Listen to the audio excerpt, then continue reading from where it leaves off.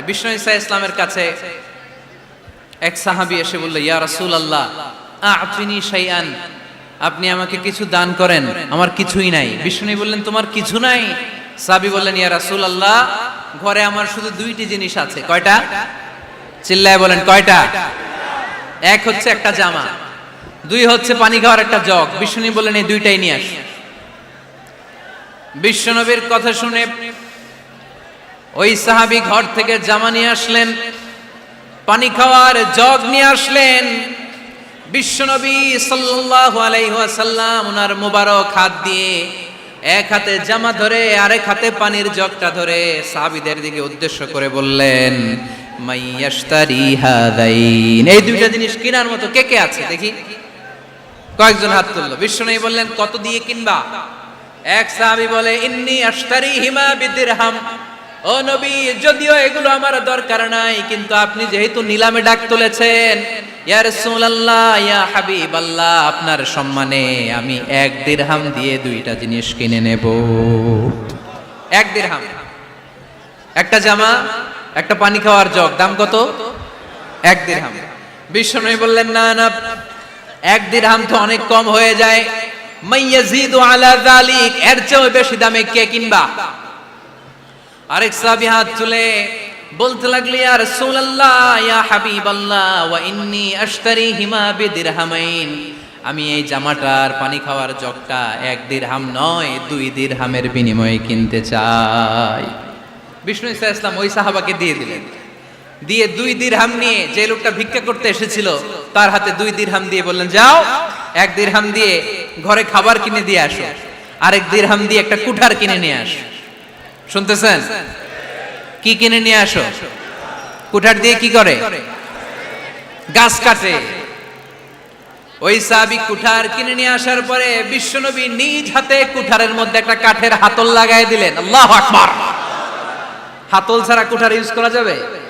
বিশ্বনবী নিজ হাতে ওই কুঠারের ভেতরে একটা হাতল লাগাই দিলেন আর বললেন, লা উরিদু আন আরাকা 15 আইয়াম, এই কুঠার নিয়ে জঙ্গলে যাও, গায়ে অনেক শক্তি আছে, কাঠ কাটো, এই কাঠ কেটে বাজারে বিক্রি করো, সামনের 15 দিন যেন আমি আমার চোখের সামনে তোমার না দেখি। বিশ্বনবীর পরামর্শ অনুযায়ী কুঠার নিয়ে ওই সাহাবী জঙ্গলে চলে গেলেন।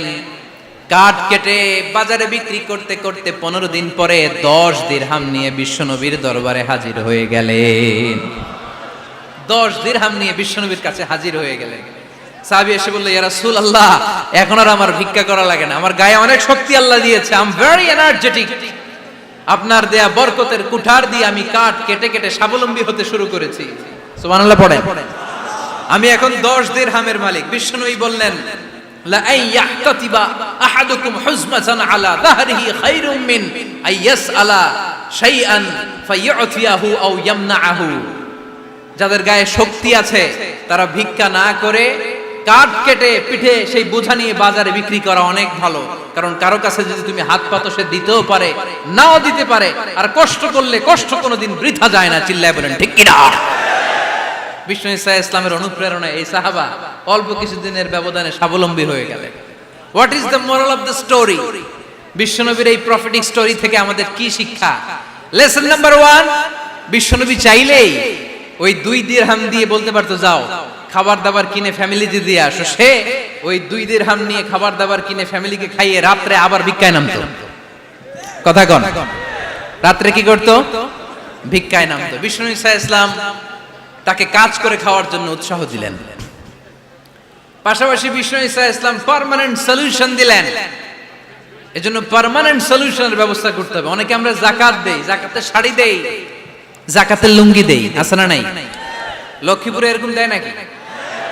কি দেয়? হ্যাঁ, গাড়ি, গাড়ি দেয়, শাড়ি না। যাকাতের শাড়ি, যাকাতের লুঙ্গি বলতে কোনো কথা ইসলামে নাই। এগুলো খুব কম দামি শাড়ি, যাদেরকে এগুলো দেয়া হয় তাদেরকে অপমান করা হয়, ঠিক কিনা?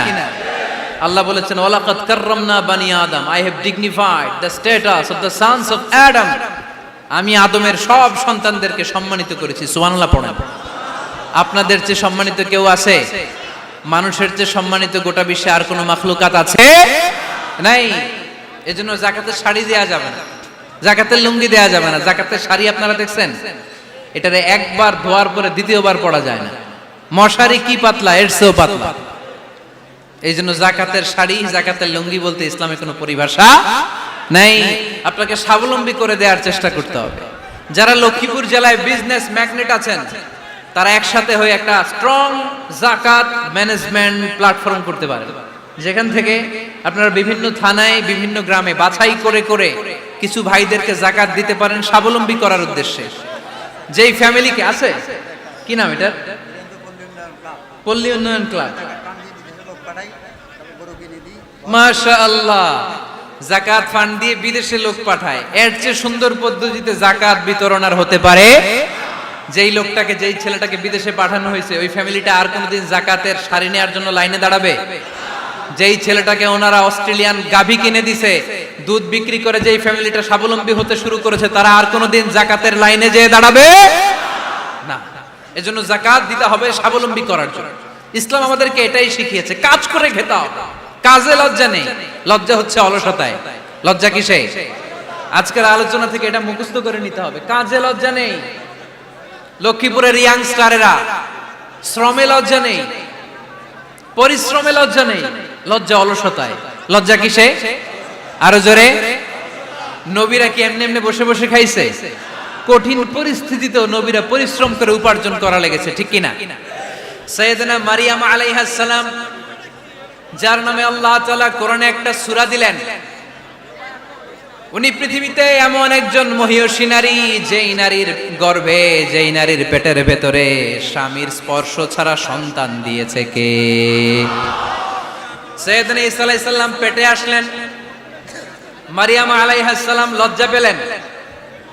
হায় হায়, কেমন করে এলাকাবাসীদের কাছে আমি আমার মুখ দেখাবো? বিয়ে করি নাই, স্বামী নাই, বিয়ে হয় নাই, স্বামী নাই, কিন্তু পেটে সন্তান চলে এসেছে। হায় হায়, এলাকায় কেমনে মুখ দেখাবো?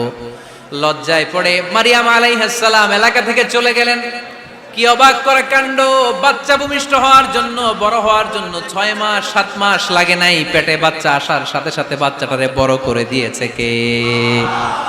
সাইয়েদাতুনা মারিয়াম আলাইহিস সালাম এবার বসে পড়লেন, বুঝতে আরম্ভ করলেন প্রেগন্যান্সির পেইন উঠেছে। হঠাৎ করে পেট থেকে বাচ্চা ভূমিষ্ঠ হয়ে যাওয়ার পরে উনি কাঁপতে আরম্ভ করলেন। ক্ষুধার চোটে খাবার কিছু নাই, সামনে ঝর্ণা, উপরে একটা খেজুর গাছ। সাইয়েদনা ঈসা আলাইহিস সালামকে কোলে নিয়ে মারিয়াম আলাইহিস সালাম মনে মনে ভাবে, হায় রে, কেউ যদি একটু খেজুর পেড়ে দিত, এই ক্ষুধার মুহূর্তে আমি খেজুর খেয়ে পেটের ক্ষুধা নিবারণ করতাম। রব্বুল আলামিন মারিয়ামকে উদ্দেশ্য করে আয়াত নাজিল করে দিলেন, ওয়া হুজ্জি ইলাইকি বিজিযিন নাখলাতি তুসাকিত আলাইকি রতবান জানিয়া। কোরআন সাক্ষী, হুজ্জি ইলাইকি বিজিযিন নাখলা, এর মানে হচ্ছে মারিয়াম, কেউ পেড়ে দিবে না, একটু কষ্ট করে হাতটা উঁচু করে খেজুরের ডালা ধরে ঝাঁকুনি মারো, টসটসে কাঁচা পাকা খেজুর নিচের দিকে পড়বে, তারপর তুমি তুলে খাবে। সুবহানাল্লাহ পড়েন। আল্লাহ চাইলে অটোমেটিক্যালি কারামাত হিসেবে খেজুরগুলো নিচে ফেলতে পারতেন না? কথা কোন? খেজুরগুলো অটোমেটিক্যালি নিচের দিকে পড়ছে? পড়ে নাই। আল্লাহ শিক্ষা দিয়েছে, যেই পরিস্থিতিতে থাকো না কেন, তোমাকে শ্রম ব্যয় করে, কষ্ট করে তোমার উপার্জন করতে হবে, রিজিকের বন্দোবস্ত করতে হবে। চিল্লায় বলেন ঠিক কিনা?